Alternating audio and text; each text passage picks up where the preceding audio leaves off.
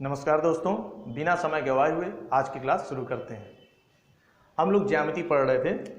आज हम आपको बताएंगे समांतर रेखाएं और तिर्यक रेखा के बारे में। वैसे इस पे समांतर रेखाओं के बारे में तो हमने डिस्कशन पहले कर लिया था, ठीक है। समांतर रेखाएं और तिर्यक रेखाएं। समांतर रेखाएं यानी कि जब दो रेखाएं, मान लीजिए ये एक रेखा हो गई, ठीक, और एक रेखा यह हो गई। क्लियर है? ये दोनों रेखाएं एक दूसरे के समांतर हैं। समांतर क्यों कहलाती हैं? क्योंकि यह किसी भी बिंदु पर जाकर के मिलती नहीं है, एक दूसरे को काटती नहीं है, ठीक। तो इसीलिए यह क्या कहलाती है? समांतर रेखाएं कहलाती हैं। दूसरी चीज कि दोनों रेखाओं के बीच का जो अंतर है वो किसी भी स्थान पर आप देखेंगे तो वह क्या होगा? समान होगा, ठीक। तो समान अंतर होगा, इसलिए इसे क्या कहते हैं? समांतर रेखाएं कहते हैं, ठीक। तिर्यक रेखा क्या होती है? एक कोई तीसरी रेखा जब इन दोनों रेखाओं को काट देती है ऐसे, ठीक। अगर हम इस रेखा को P माने, ठीक, और इस रेखा को Q माने, और ये जो तिर्यक रेखा आई है जो इन दोनों रेखाओं को काट देती है, प्रतिच्छेद कर देती है, इसको यल मान लेते हैं इस रेखा को। तो यह रेखा क्या करती है? इन दोनों समांतर रेखाओं पर 8 कोण बनाती है। कितने? 8 एंगल्स, कुल 8 एंगल्स बनाती है इन दोनों समांतर रेखाओं पर। पहली वाली रेखा पर 4 एंगल बन गया, ठीक, और दूसरी वाली रेखा पर भी यह तिर्यक रेखा 4 एंगल बनाती है। इसमें जो आप देख रहे हैं एंगल्स, ठीक है, इसमें आपको दिख रहा होगा कि इन दोनों समांतर रेखाओं के बीच में 4 एंगल हैं, ठीक। एक 2 3 4, ये 4 एंगल इन दोनों समांतर रेखाओं के बीच में, यानी अंदर की तरफ है, और 4 बाहर की तरफ है। इसलिए ये सभी एंगल्स को 2 पार्ट में पहले डिवाइड करते हैं। एक होता है एक्सटीरियर एंगल्स, ठीक है, जिसे हम कहते हैं बाह्य कोण, ठीक। अगर हम इन कोणों को एक नंबर दे दें, इन सभी एंगल्स को हम नंबर दे दें 1 2 3 4 5 6 7 8, तो इन कोणों को हमने, इन एंगल्स को हमने कोई एक नंबर दे दिया, ठीक है, एक नंबर दे दिया। अब अगर हम क्या एक्सटीरियर एंगल्स यानी वाई कोण कौन है? 2 एंगल ऊपर की तरफ जो दिख रहा है आपको इस वाले रेखा के, और इस वाले रेखा के नीचे की तरफ जो दिख रहा है, इसे वाई एंगल कहते हैं, ठीक है। यानी एंगल 1, एंगल 2, एंगल 7, एंगल 8, यह क्या है? यह आपके हैं एक्सटीरियर एंगल्स। अब एक और एंगल का क्या टाइप है इसमें? तो एक होते हैं इंटीरियर एंगल। जब एक्सटीरियर है तो निश्चित रूप से इंटीरियर भी होगा। तो इंटीरियर एंगल्स कौन कौन से हैं? इन्हें हम अंतःकोण कहते हैं। क्या कहते हैं? अंतःकोण। एकदम ध्यान से देखिए, सब कुछ क्लियर होगा। तो अंतःकोण जैसे कि यह दोनों जो समांतर रेखाएं हैं, तिर्यक रेखा की वजह से इनके बीच में जितने एंगल बने हैं वह सभी एंगल, यानी चारों एंगल क्या कहलाते हैं? यानी 3 4 5 6, ये सभी एंगल इन दोनों समांतर रेखाओं के बीच में बने हैं, तो इसे कहते हैं हम अंतःकोण। यानी एंगल 3, एंगल 4, एंगल 5 और एंगल 6, ये 4 एंगल इंटीरियर एंगल्स है। यह क्लियर हो गया? तो 2 पार्ट तो हमने ये बता दिया, एक्सटीरियर एंगल और इंटीरियर एंगल। अब इन 8 एंगल में हम प्रॉपर्टी के अकॉर्डिंग जो है पेयर भी बना लेते हैं, यानी एंगल्स के पेयर बनाते हैं। पेयर ऑफ एंगल्स तो हमने बताया ही था। अब इसमें जो है, जब 2 समांतर रेखाओं पर तिर्यक रेखा काटती है तो जो एंगल्स बन रहे हैं उसमें किस तरीके से प्रॉपर्टी के अकॉर्डिंग हम उसका पेयर बनाएंगे। तो देखिए, पहला संगत कोण लेते हैं तो पेयर बनता है। संगत कोण अगर ले लें तो पेयर बनता है। संगत कोण क्या कहलाता है? Corresponding angles. समझिए इस चीज को, करस्पॉन्डिंग एंगल्स। इसके पेयर कैसे बनेंगे? संगत कोण के। तो संगत मतलब जो एक ही तरफ दिखे, यानी जिस तरफ यह है, अगर यह ऊपर की तरफ है तो यह भी ऊपर की तरफ, अगर यह बाएं की तरफ है तो यह भी बाएं की तरफ, यानी ये इसके संगत है, इससे लगा हुआ है, ठीक है। जहां पे यह है उसी डायरेक्शन में इस वाले लाइन पे यह है, ठीक है। तो एक का संगत 5 हो गया, 1 and 5, यानी एक पेयर ये तैयार हो गया। दूसरा पेयर इसी संगत कोण में देखिए, 2 जिस तरफ है यानी दाहिने तरफ और ऊपर की तरफ, तो उसी तरीके से इस वाले लाइन में देखिए 6 भी है दाहिनी तरफ और ऊपर की तरफ, तो यह भी 2 और 6 क्या हो गए, संगत हो गए। ठीक है, और भी देख लीजिए उसी तरह से 3 और 7 हो जाएंगे, 3 और 7 हो जाएंगे, और उसी तरीके से एक पेयर 4 और 8 का हो गया। यह आपके कुल 4 और 8 का हो गया। यह आपके कुल 4 पेयर मिले संगत कोणों में। यहां आप 2 पैरेलल लाइंस के जरिए आप देख रहे हैं, तो कुल 4 पेयर प्राप्त हुए, 4 पेयर। ठीक है, तो ये चारों पेयर जो होंगे आपस में समान होते हैं, यह जानिए। यानी एक जो होगा वह 5 के बराबर होगा, 2 जो होगा वह 6 के बराबर होगा। जो एंगल्स करस्पॉन्डिंग एंगल्स हैं, यानी वो पेयर जो करस्पॉन्डिंग एंगल हैं वो आपस में क्या होंगे, समान होंगे। जो एंगल करस्पॉन्डिंग एंगल्स हैं वो आपस में समान होंगे। उसी तरीके से 4 बराबर 8 हो जाएगा। ठीक, यह क्लियर हो रहा है आपको, यह चीज आपको समझ में आ रहा है। संगत कोण यह इस तरफ है, उसी तरफ यह है, तो 1 का 5, यानी यह एंगल इस एंगल के बराबर हो गया, यह वाला एंगल इस वाले एंगल के बराबर हो गया। नीचे है तो यह भी नीचे है, दाहिनी तरफ है दाहिनी तरफ है, यह इसके बराबर हो गया और यह इसके बराबर हो गया। आगे देखें, संगत कोण के बाद अब जो हमने पार्ट में डिवाइड किया था एक्सटीरियर एंगल और इंटीरियर एंगल, उसके आधार पे देख लेते हैं। तो अल्टरनेट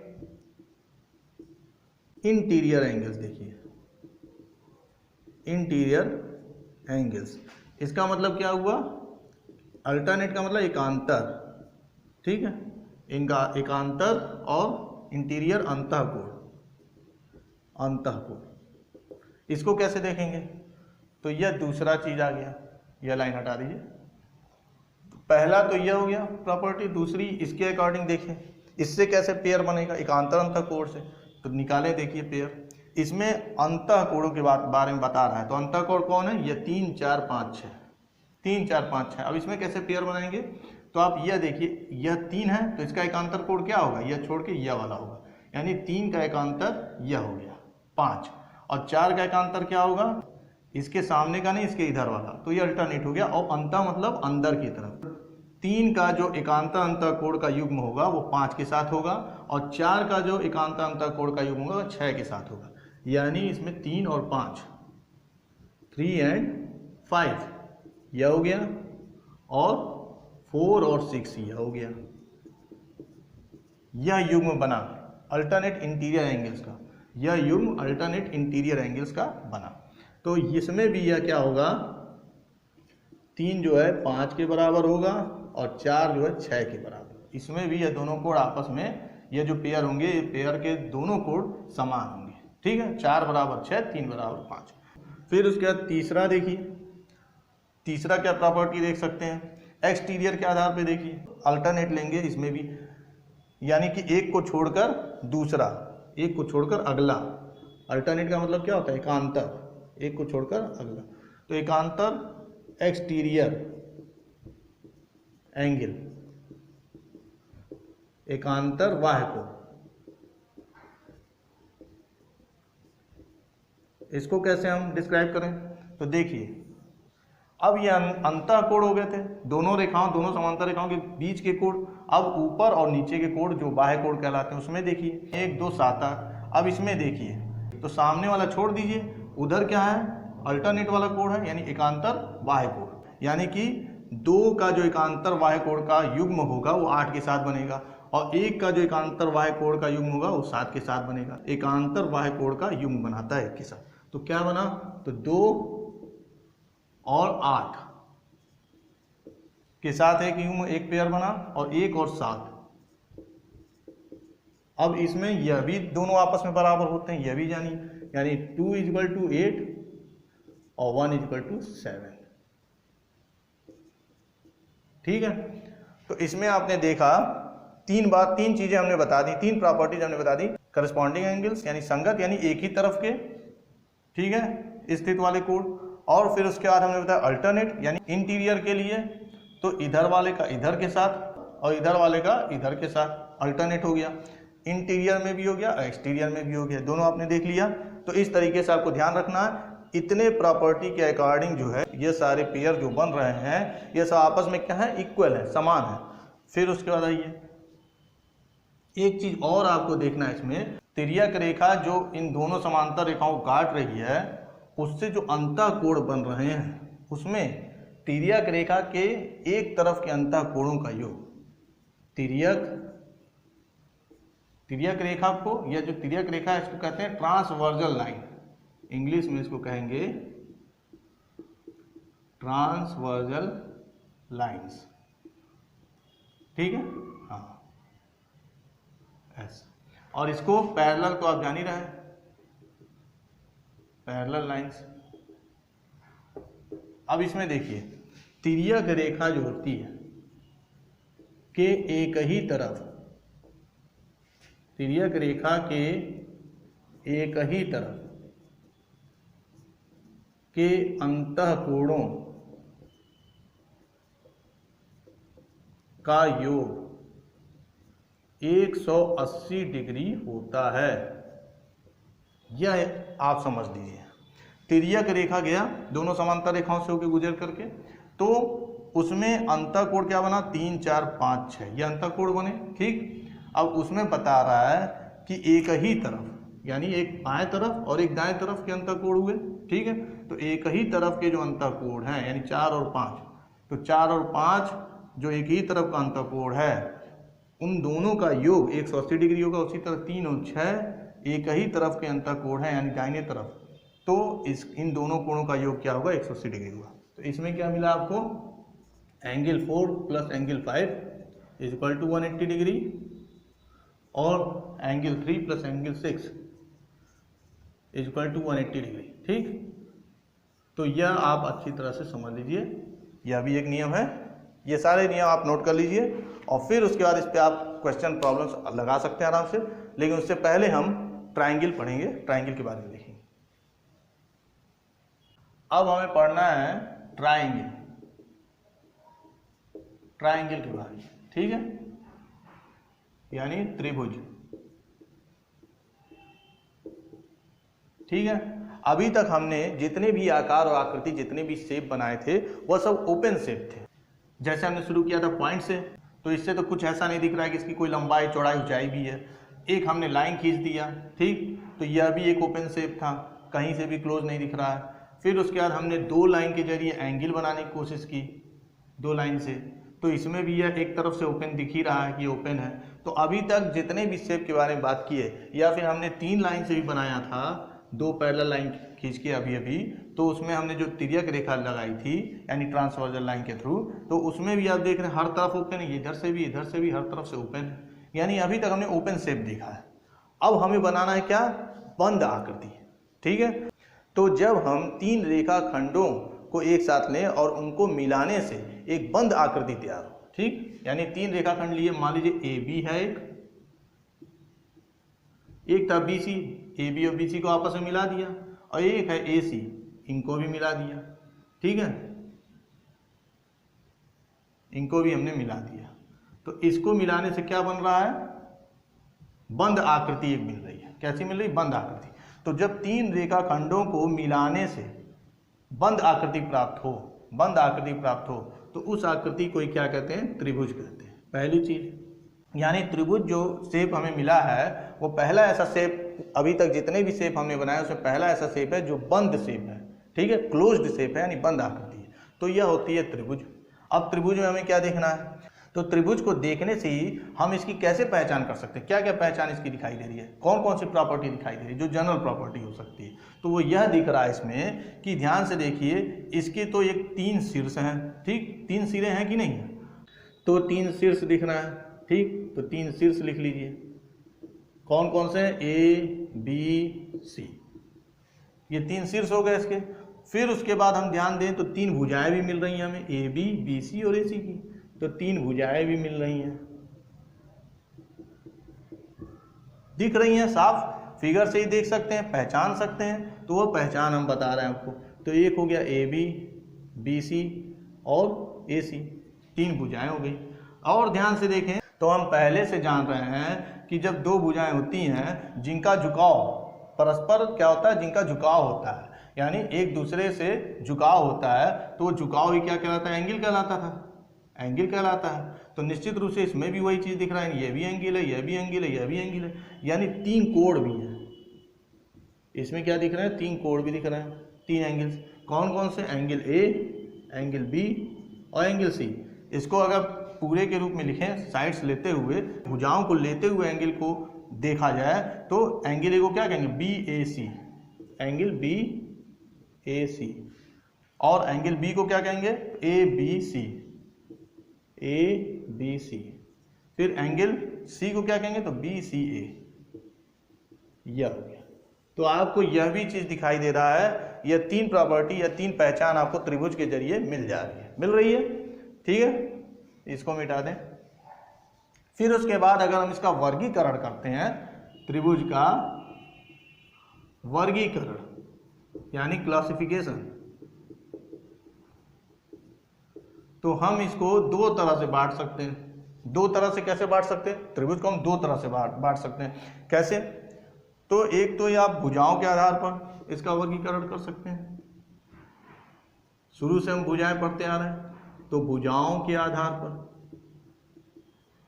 ठीक। और एक आपका कोण के आधार पर, एंगल्स के आधार पर, तो कोणों के आधार पर। यह हो गया। भुजाओं के आधार पर अगर हम देखें तो इसको हम 3 भागों में बांटते हैं। 3 तरह के त्रिभुज हमें मिलते हैं भुजाओं के आधार पर। एक मिलता है आपको विषम बाहु त्रिभुज, विषम बाहु त्रिभुज, ठीक है। इसको अंग्रेजी में क्या कहते हैं, तो स्केलिन ट्रायंगल, ठीक है। दूसरा होता है आपका समद्विबाहु, भुजाओं के आधार पर ना, बाहु मतलब भुजा, ठीक है। तो भुजाओं के आधार विषम बाहु। अब विषम बाहु त्रिभुज का मतलब क्या है, अभी बता देते हैं आपको। तो विषम बाहु त्रिभुज का मतलब ये होता है जिसकी तीनों भुजाएं जो हैं वह विषम हो, यानी डिफरेंट हो, यानी एक दूसरे से मिलती ना हो, एक दूसरे के बराबर ना हो, समान ना हो। तो यानी अगर भुजा हम कहते हैं A B not equal to B C does not equal to C A, यह इसकी पहचान विषम बाहु त्रिभुज स्केलिन ट्रायंगल की, कि कोई भी भुजा एक दूसरे के बराबर नहीं होती है, एक दूसरे के समान नहीं होती है, डिफरेंट लेंथ की होती है, ठीक है। समद्विबाहु में क्या होती है, तो समद्विबाहु को हम कहते हैं आइसोसेल्स, क्या, आइसोसेल्स ट्रायंगल।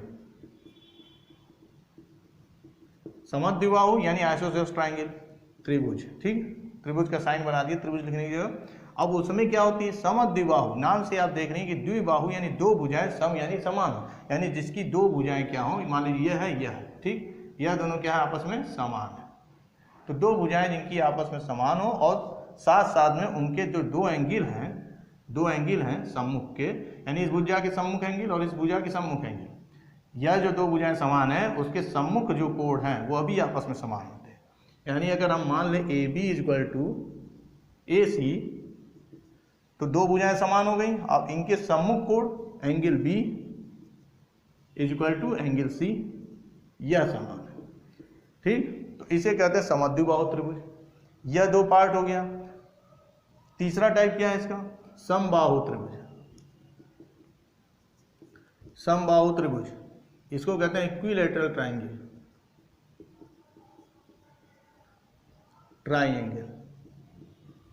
इसमें क्या होता है, इसमें तीनों भुजाएं समान होती, यह भी, यह भी, यह भी। जब तीनों भुजाएं समान होंगी तो उनके सम्मुख कोण भी समान होंगे, ठीक है।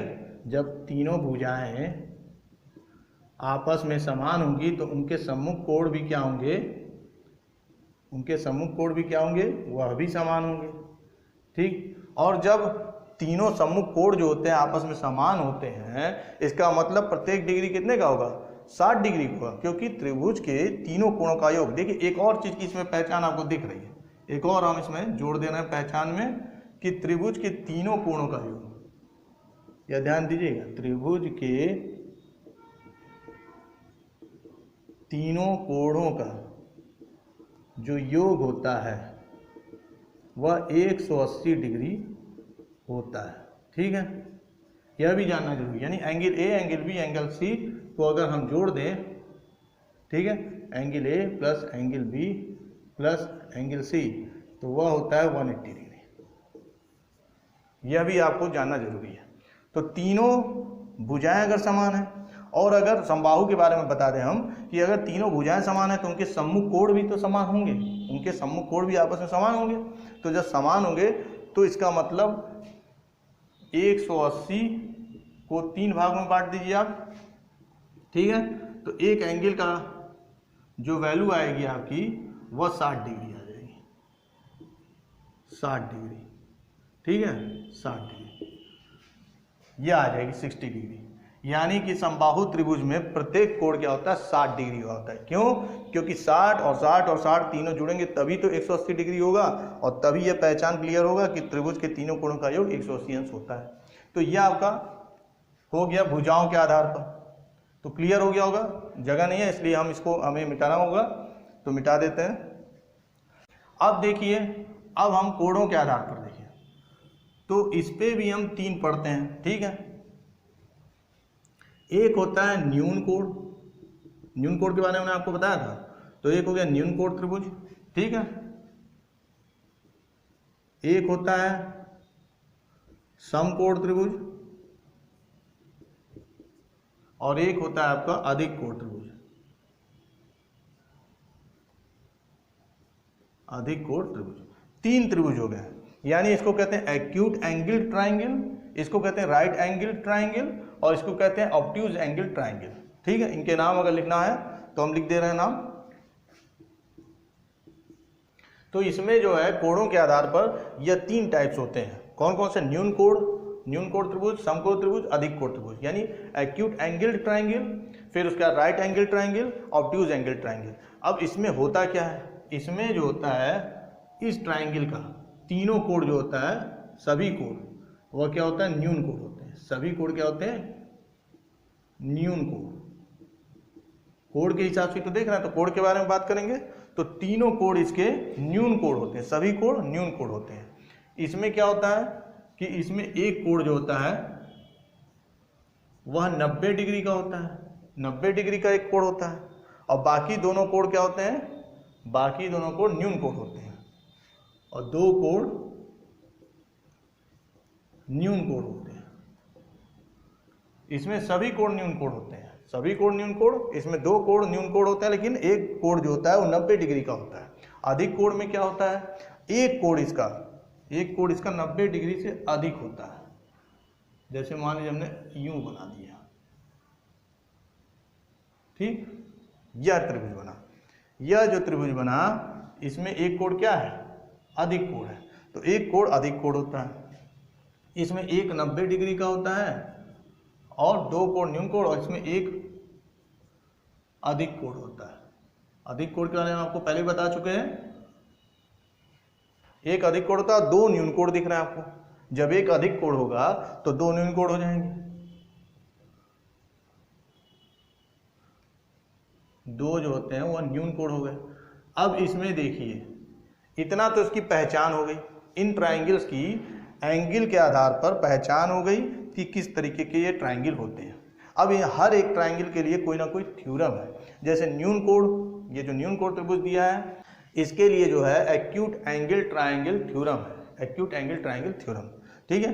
तो उसमें क्या है, उस थ्योरम में क्या है, उसमें यह है कि अगर एक, जैसे हमने त्रिभुज बनाया, यह हमने एक त्रिभुज बनाया, यह त्रिभुज है ABC, ठीक। हम बताने जा रहे हैं एक्यूट एंगल ट्राइंगल थ्योरम यानी प्रमेय के बारे में, ठीक। तो उसमें क्या बताया गया, अगर न्यून कोण त्रिभुज होता है तो उसमें जो कोण न्यून कोण है, यानी सबसे छोटा वाला, तो जो कोण न्यून कोण है उसके सम्मुख वाली भुजा, मान लीजिए कोण B जो है, एंगल B क्या है, वह न्यून कोण है, यानी एक्यूट एंगल है, एक्यूट एंगल है। तो उसके सामने वाली भुजा कौन सी है, AC है। तो सामने वाली जो सम्मुख भुजा है उसका वर्ग वह बराबर होता है किसके, तो शेष 2 भुजाओं के वर्गों का योग पहले कर दीजिए, ठीक। शेष 2 भुजाओं के वर्गों का योग कर दीजिए। अब उसमें से घटाना होगा हमें क्या, तो A जो आप ये शीर्ष देख रहे हैं, ठीक, A जो देख रहे हैं उससे हम BC पे क्या करेंगे, लंब गिराएंगे, ठीक।